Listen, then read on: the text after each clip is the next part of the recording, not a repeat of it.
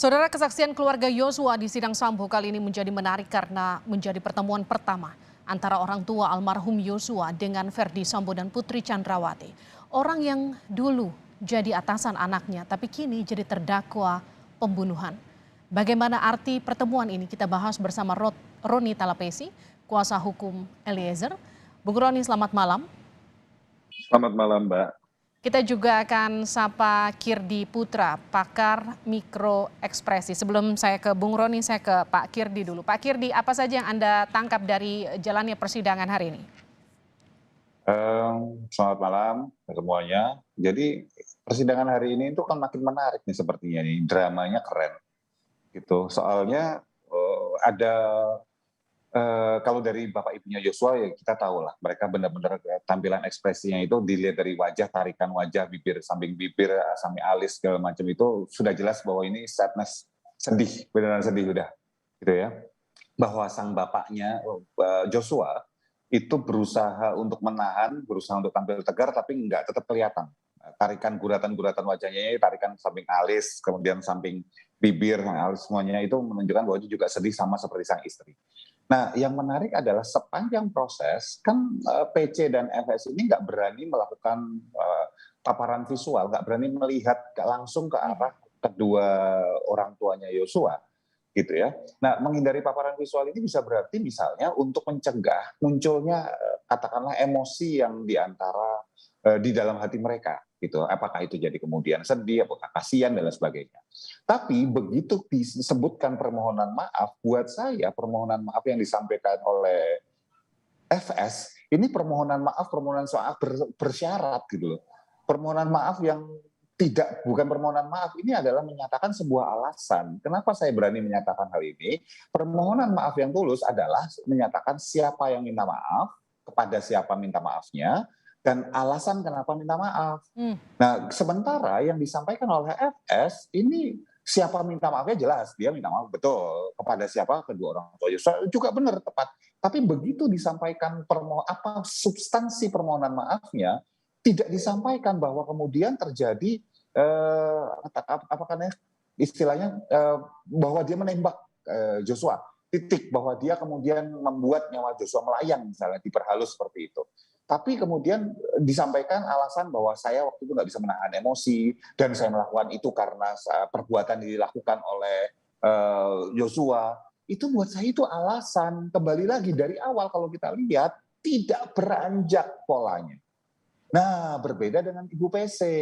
Di sini terlihat sekali, jadi ada tarikan wajah antara sedih, takut, dan disgust itu adalah agak mengenyit gitu. Itu ketika dia disgust, jijik gitu ya. Tapi bukan jijik, ini gabungan dari ini semua adalah penyesalan. Nah, penyesalan saat itu, tapi kita bicara penyesalan kan naik turun ya. Ini kayak kadar keimanan nih, kadang-kadang nyesel, kadang-kadang enggak, segala macam bisa terjadi. Dan saat itu sepertinya naluri keibuan dia tersentuh. Sehingga ketika dia menyebutkan itu ada kata-kata bahwa saya ikhlas, saya jalani persidangan ini, dan kemudian semoga semuanya terungkap. Itu bisa berarti dua nih kata-kata ini. Terungkap sesuai dengan skenario yang dibuat, ya, atau terungkap bahwa ya udah terbuka aja semua. Tapi buat saya dua-duanya ini PC sebetulnya tidak sedalam FS, karena sentrum dari permasalahan ini saya lihat adalah kalau kita tarik garis-garis gitu ya untuk sebuah kasus, FS itu di tengah.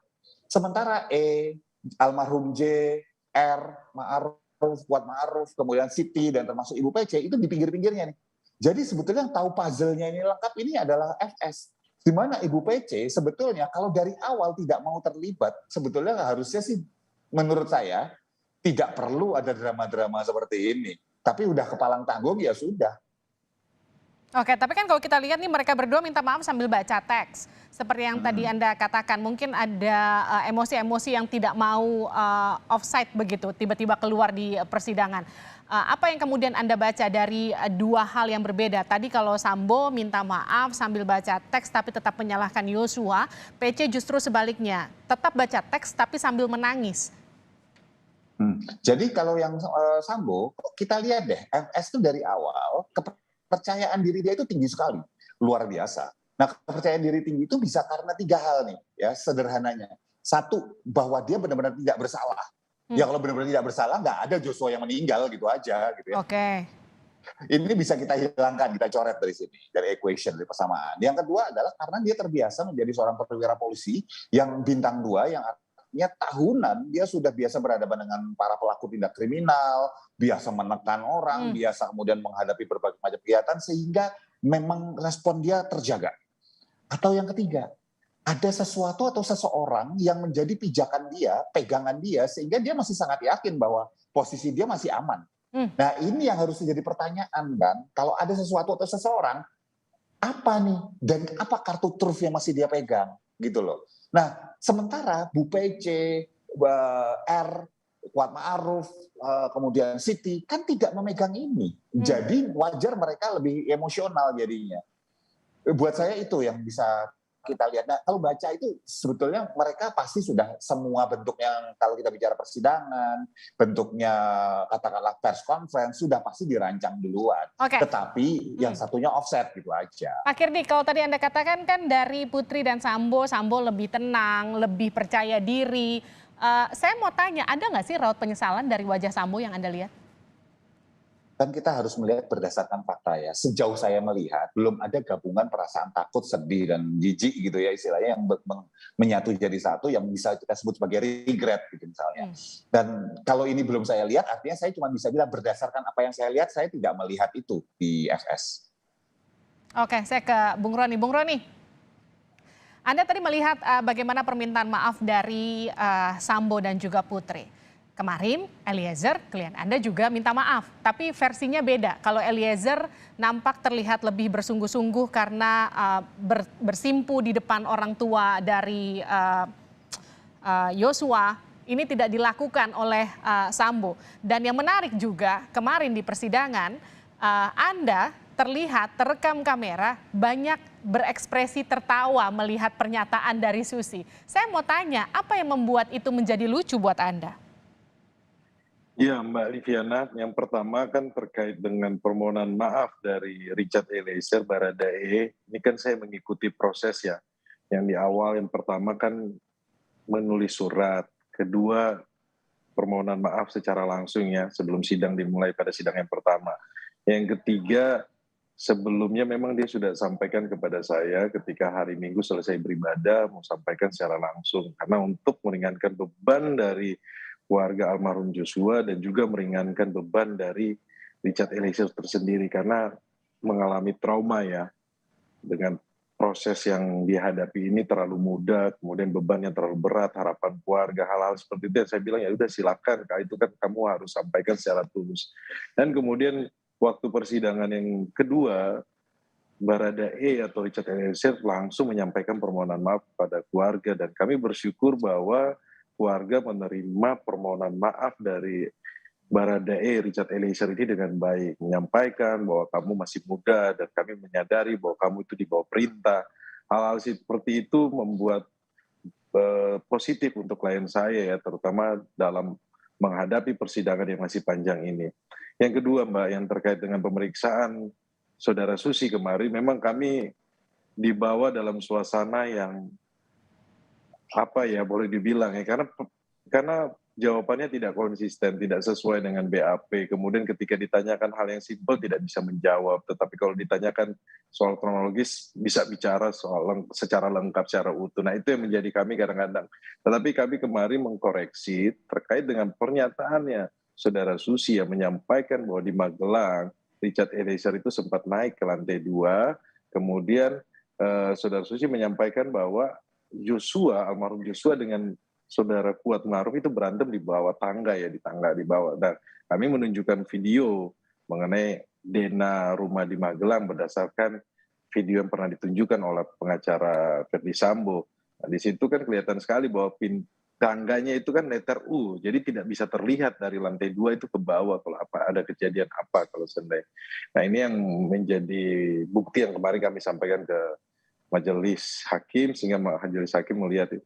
Terus yang kedua kami membantah bahwa ada pernyataan di tanggal 4 yang terkait Saudara Susi menyampaikan kan klien saya berbicara dengan Saudara Susi dan coba untuk mengangkat membopong almarhum saudara PC.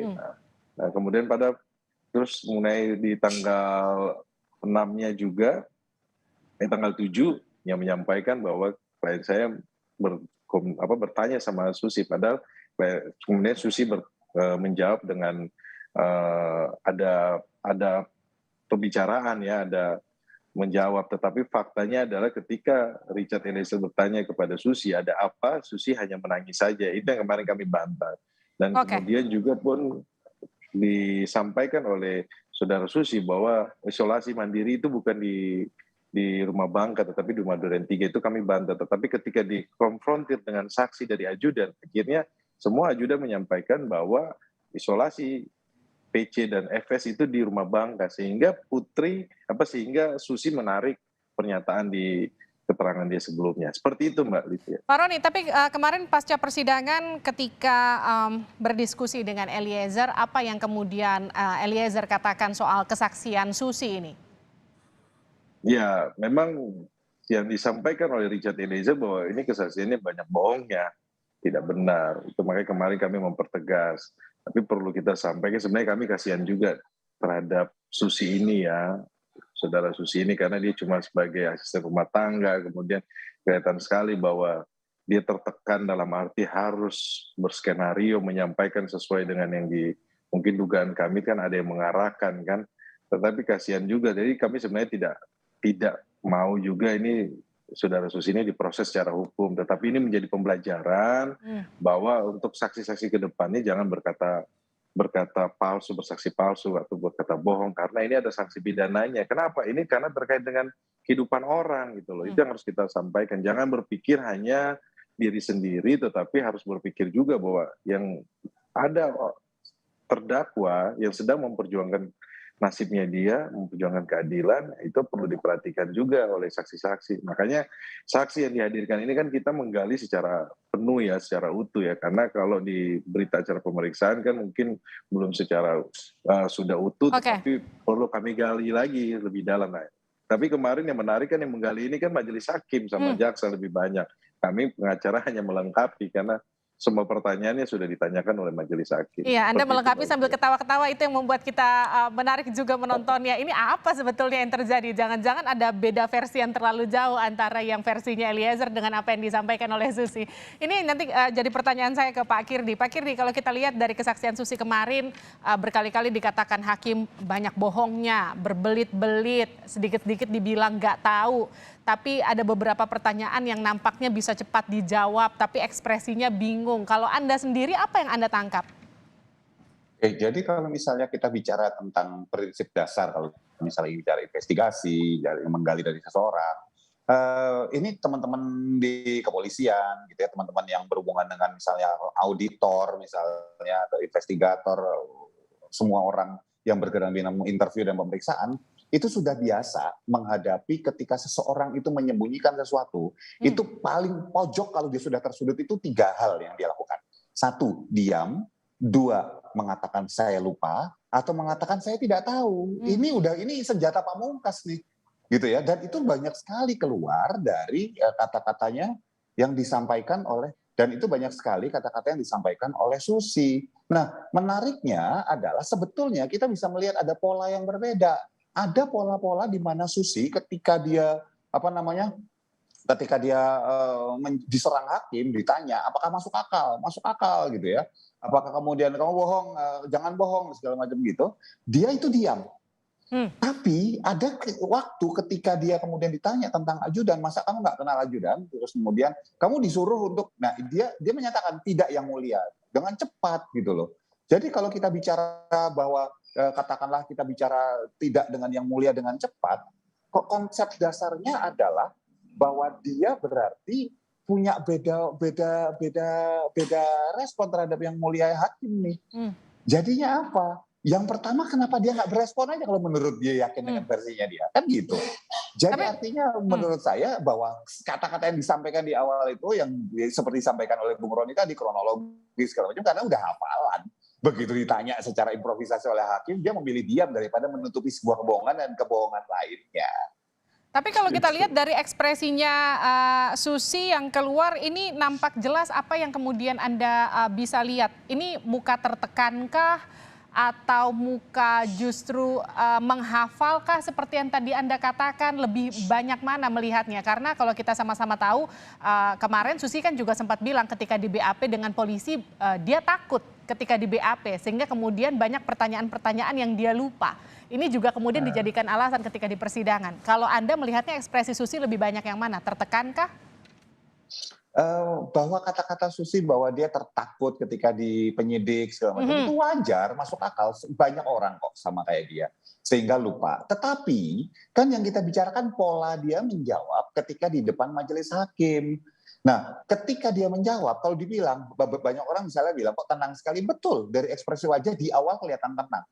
Tapi tolong kita lihat posisi tangan dia itu posisi ketika tangan sebelah kiri ditumpangin tangan kanan dan tangan kanan megang mic, itu tangan kirinya itu adalah kita sebut sebagai holding gesture. Dia butuh untuk megang sesuatu. Di mana orang yang stres atau namanya nervous itu biasanya mereka butuh pegangan. Sama seperti orang yang di depan publik megang mic-nya dua tangan atau memegang bersandar pada sebuah tiang terus semacamnya. Pokoknya tangannya harus megang dan itu dia lakukan loh. Untuk apa? Supaya nervousnya nggak keluar dalam bentuk lain. Nah, tetapi dan makin terakhir, kalau kita perhatikan beberapa kali Susi itu meneguk ludah gitu. Apakah salah meneguk ludah? Enggak ada dosa atau kesalahan bahwa orang meneguk ludah itu pasti bersalah, enggak. Tapi ketika seseorang itu stres dan semakin banyak frekuensinya, artinya stresnya semakin tinggi yang tadinya tidak ada pola tersebut, bibir, mulut, dan tenggorokan itu semakin kering. Nah, keringnya ini kan butuh dibilas oleh air. Biasanya orang meneguk ludah. Itu yang terjadi. Susi itu semakin lama semakin stres di situ. Ya, terlihat sekali. Kalaupun dia berbeda dengan BAP-nya, sebetulnya kalau dia bilang dulu stres, sekarang kan ditanya baik-baik sama hakim. Dan ternyata jawaban dia terlalu cepat kadang-kadang. Baru ditanya begini nggak ingat segala macam. Nah, itu kan aneh. Orang nggak ingat itu kan harus ingat-ingat dulu. Sementara kalau kita lihat, beberapa gerakan dia adalah matanya ke atas, ini adalah mengakses yang namanya visual cortex. Artinya apa? Bagian ingatan gambar di dalam otak. Artinya apa? Dia mencoba mengingat, tapi beberapa hal sebelum dia melakukan pengingatan langsung nggak tahu. Artinya apa? Kan ada sebuah hal yang sudah dia ketahui banyak, di bagian ini dia nggak ada nih, yang langsung dibilang aja nggak tahu. Nah, buat saya sandiwaranya kurang seru, harus belajar dari drakor-drakor yang ada gitu loh lain kali. Oke, ini Pak Kirdi, Pak Roni, tapi sebelumnya saya mau putarkan dulu ini lead shot atau pernyataan dari Verdi Sambo. Ini usai ayah dan ibu Yosua Huta Barat memberikan kesaksiannya di pengadilan. Verdi Sambo menyampaikan penyesalannya bahwa kejadian hilangnya nyawa Yosua karena dirinya tidak bisa menahan kemarahan yang dipicu karena sesuatu yang terjadi pada istrinya. Dan hal tersebut akan dibuktikan di pengadilan. Terima kasih yang mulia. Bapak dan Ibu Yosua, saya sangat memahami perasaan Bapak dan Ibu. Saya mohon maaf atas apa yang telah terjadi. Saya sangat menyesal saat itu saya tidak mampu mengontrol emosi dan tidak jernih berpikir. Di awal lewat persidangan ini, saya ingin menyampaikan bahwa peristiwa yang terjadi adalah akibat dari kemarahan saya atas perbuatan anak Bapak kepada istri saya. Itu yang harus saya sampaikan, nanti akan dibuktikan di persidangan. Saya yakini bahwa saya telah berbuat salah dan saya akan bertanggungjawabkan secara hukum. Saya juga sudah minta ampun kepada Tuhan. Demikian. Terima kasih. Ya, saya ke Pak Roni, kita kembali melanjutkan perbincangannya. Ini apa yang Anda lihat dari yang dinyatakan Verdi Sambo? Ini dia menyatakan hal tersebut akan dibuktikan di pengadilan. Artinya Verdi Sambo masih menyimpan sejumlah hal yang masih belum terungkap sampai hal ini. Sebenarnya begini Mbak Liviana, kemarin kan kami sudah mengikuti proses persidangan pertama, kedua, ketiga ya. Yang membuat kami yang penting adalah yang kesaksian dari para ajudan, sopir, dan pengawal motor.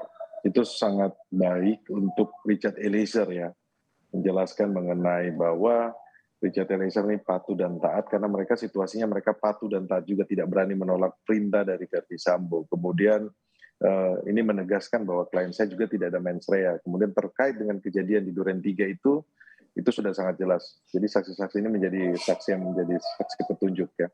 Nah tadi yang Mbak sampaikan bahwa bagaimana Pak Sambo dalam ekspresi minta maaf, ya kami sebenarnya menunggu juga bahwa ada permintaan maaf juga terhadap Richard Eliezer. Kami belum pernah mendengar ya bahwa ada permintaan maaf juga kepada Richard Eliezer, karena mengingat bahwa klien saya ini dilibatkan dalam pusaran kasus ini, mengingat dia masih muda, kemudian di harapan keluarga, kami sebenarnya tidak bertele-tele, hanya menyampaikan bahwa anak ini juga merupakan masih punya masa depan ya.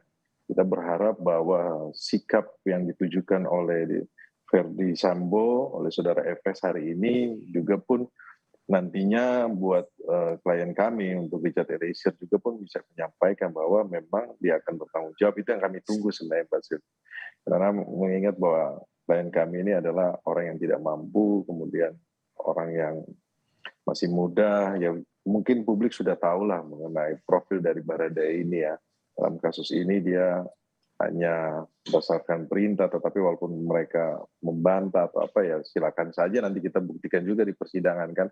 Tetapi menurut kami bahwa ketika kami fokus kepada alat bukti, kembali lagi kemarin kan ada saksi Romer ya yang menjelaskan bahwa melihat senjata HS jatuh di Duren 3, melihat saudara FS memakai sarung tangan, kemudian mendengar letusan senjata tembakan itu lebih dari 5 kalian ya.